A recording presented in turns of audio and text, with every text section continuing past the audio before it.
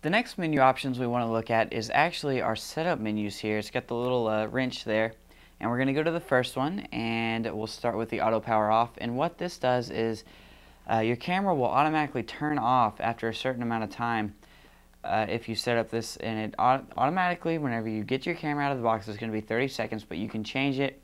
If you don't want it to go off for 15 minutes, you can do that, or you can turn this option off where it will just stay on all the time. But it will diminish your battery if you just leave your camera on, especially if you accidentally forget and just leave it on and throw it in the case and you're going on to your next shoot. Sometimes it's better to go ahead and have that 30-second timer on to save battery. You can adjust this though to your liking. I'm going to go ahead and move it up to 4 minutes for the purpose of this video. The next option here is the auto rotate, and you can change this between on and off, and there's two different on settings. This is on in the camera and on for your display. So whenever you plug it into your computer, it will be whether that auto rotate is on or off, as well as whenever you've got it still in your camera.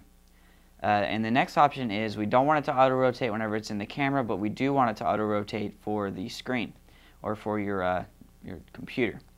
And the last one is we just don't want it to auto rotate. So I'm going to leave that on for both there. The next option is format, and this will actually allow you to format your memory card and completely erase it, and it will even erase any of your protected stuff. If you want to do this, you can press OK. If you want it to be a low-level format, you hit that delete button, and you can do that as well. I'm going to leave that off. I am not actually going to format card because I do need the pictures that are on this card. The next option here is the file numbering system, and this actually lets you choose between whether you want it to continuously number your pictures. So if you shoot 1,000 pictures with this camera, it will actually number them 1 through 1,000. Even if you stop and you take the card out and you erase the card or you change cards, it will continue to number those sequentially. The next option will be an auto reset, and you can let it reset every time that you clear the card, and it will set it back to 1 on the counter. Now, whenever you do this, if you do this with your camera and you've got pictures that are from different events but they have the same numbers, then whenever you're going through and editing your pictures later, you may end up saving over the ones that you've already saved, and that can be dangerous, especially if you want to keep all of your pictures. So I usually leave mine on continuous, but there's also the manual reset. So if you take this card and you want to go ahead and do that manual reset, you can do that as well. So I'm going to leave that on continuous.